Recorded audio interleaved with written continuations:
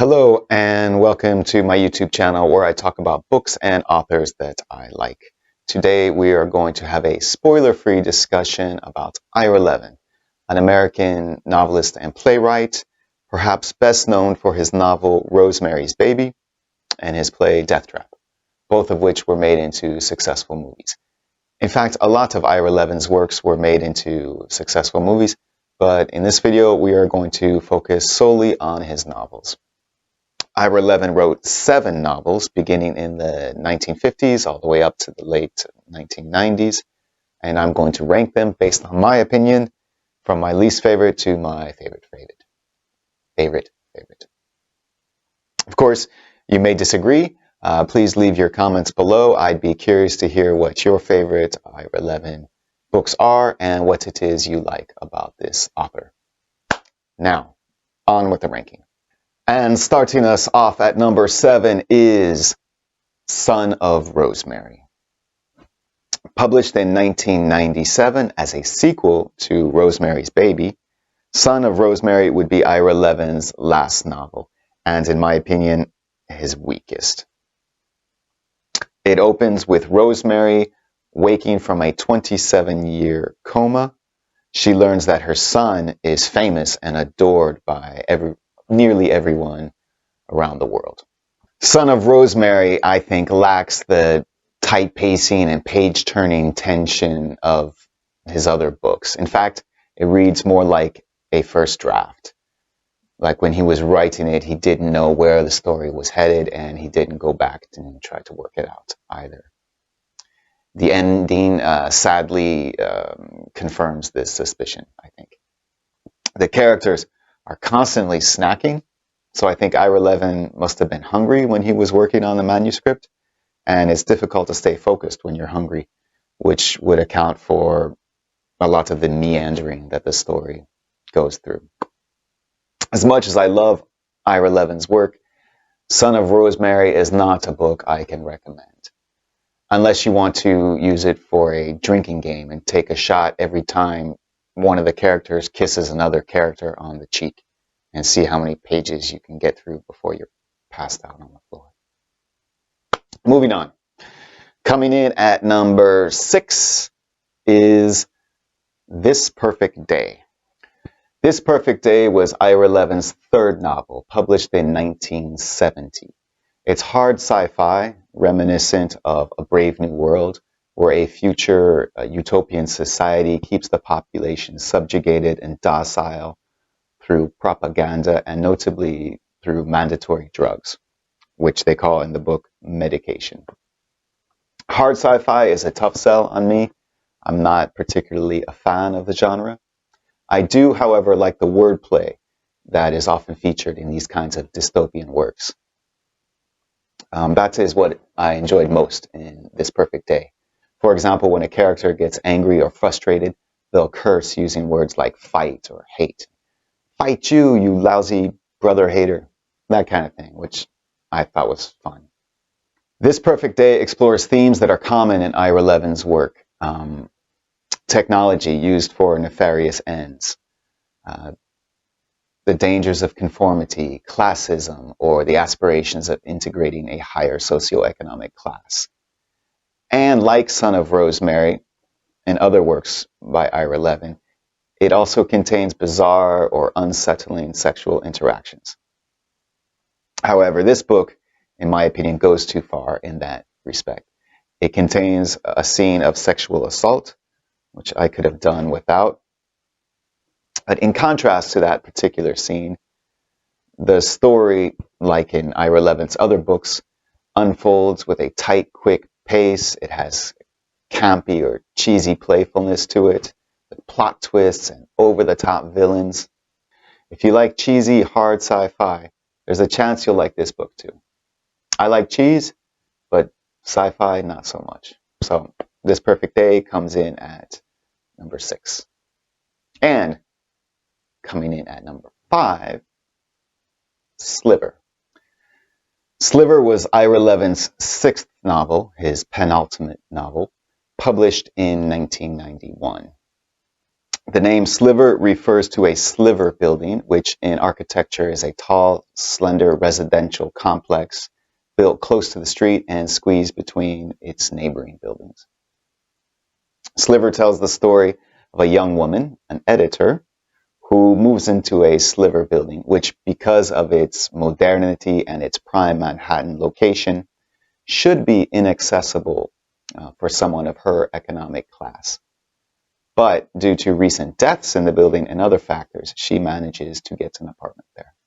Turns out the owner of the building, whose identity is a mystery, has hidden cameras in the apartments and keeps watch on the tenants. Not so much for security reasons, but for his own perverted pleasure. So here we have again technology used for nefarious ends. We have the conflict among social classes, or the desire, perhaps the misguided desire to gain access to a higher socioeconomic class. Sliver also contains bizarre or unsettling sexual interactions. And the erotica elements, in my opinion, kind of took me out of the story. It wasn't hot, but gross, which might have been the intent. I don't know. But it made for an uncomfortable read sometimes, and not necessarily in a good way.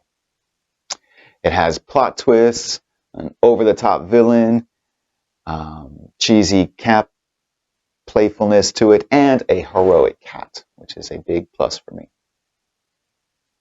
Now, we're coming to the top 4, and these next 4 books I really, really like. Any one of them could be number 1 on the ranking, but for a ranking, I have to rank. So, coming in at number 4, Rosemary's Baby. Probably his most famous book, Rosemary's Baby, was Ira Levin's second novel, published in 1967. It tells the story of Rosemary and her husband, who, through a series of fortunate circumstances, managed to move into a nice residential building in a prime Manhattan location, despite their relatively low socioeconomic standing. There, they befriend the neighbors, who are a bit peculiar and who show a special affection for Rosemary. One night, Rosemary, who had been given too much to drink, suspects her husband of leaving her while they're being intimate and having Satan come finish the intimacy in his place, which is what actually happened. Rosemary becomes pregnant, and the tension builds as the due date approaches. And she suspects more and more that the horrible images in her head aren't bad dreams, but bad memories of her and Satan copulating. Rosemary's Baby contains many of the staples of Ira Levin's novels. The desire to access a higher socioeconomic class, non-traditional forms of intimacy. It's tight, well-paced, and economically written, with a fun touch of camp and an over-the-top villain. But when discussing Rosemary's Baby, we can't ignore the elephant in the room. The book was written in the 1960s, and Ira Levin wasn't exactly a particularly woke writer. Understood from our modern perspective, the book has obvious issues with sexism and gender stereotypes. Though we still have progress to make in terms of gender equality, we can see from the book that we've come a long way since the 1960s. But we can still appreciate Rosemary's Baby for what it is, a fun, compelling page-turner, even if we understand now it's Satan's baby too, right? Moving on to number 3, The Boys from Brazil. Published in 1976, The Boys from Brazil was Ira Levin's 5th novel, in which he tells the story of a Nazi hunter who hunts Nazis. We get the POV of the Nazi hunter, whose name is Yakov Lieberman, a character loosely based on the real-life Nazi hunter Simon Wiesenthal. We also get some passages from the POV of the Nazi, the Angel of Death, Dr. Joseph Mengele, who was a real-life Nazi and still alive when Ira Levin wrote the book, which adds an interesting dynamic to the work. Dr. Mengele is concerned that Yakov is going to foil his devious plan, so he, in turn, sets out to hunt in a game of cat and mouse, except the mouse is a Nazi. Like we've come to expect from Ira Levin, The Boys from Brazil has a fast-paced, page-turning tension and action, over-the-top villain, technology used for nefarious ends, but it also has quite a lot of heart, which is what I think sets it apart from his other novels. I won't tell you any more about the plot, except that the New York Times called it appallingly inventive, which I think is an apt description. Moving on to number 2, A Kiss Before Dying. Published in 1953, A Kiss Before Dying was Ira Levin's first novel. He was 23 years old when it came out, and it won the 1954 Edgar Award for the best first novel, the Edgar Award being the prestigious prize for mystery or detective books. Fast-paced, page-turning tension, camp, over-the-top villain.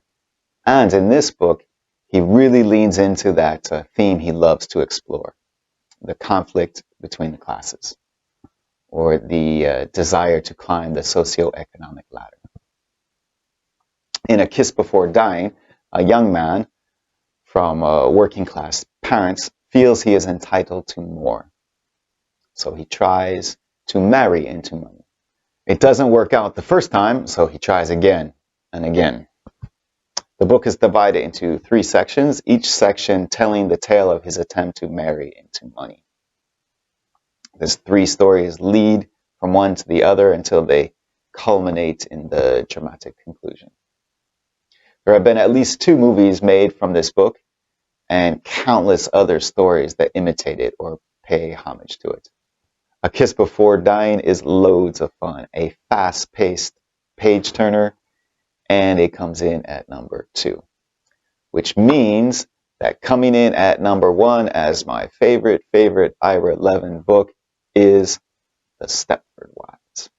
The Stepford Wives was a big part of my childhood. I saw the made-for-TV movie and I loved it. It might have been the movie that got me started on my love of horror and the bizarre. It's hard to say exactly, that was a long time ago, but it was at least one of the first horror movies I ever saw. Later, as an adult, I read the novel, which is more like a novella. It's about 120 so pages. I read the book and was blown away.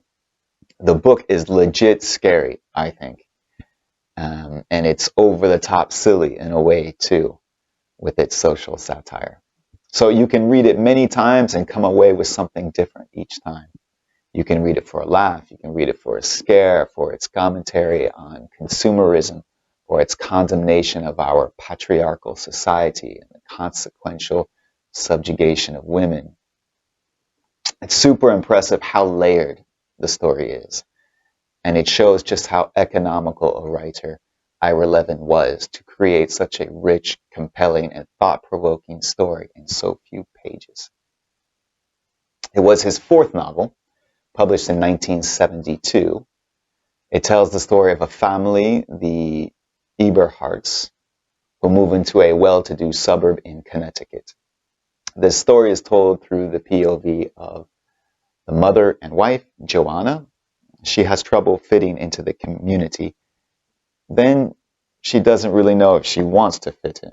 Something is a bit off with the people in the suburb. The Stepford Wives checks all the boxes of an Ira Levin novel. Fast-paced, high tension, clash between socioeconomic classes, over-the-top villain, technology used for nefarious ends.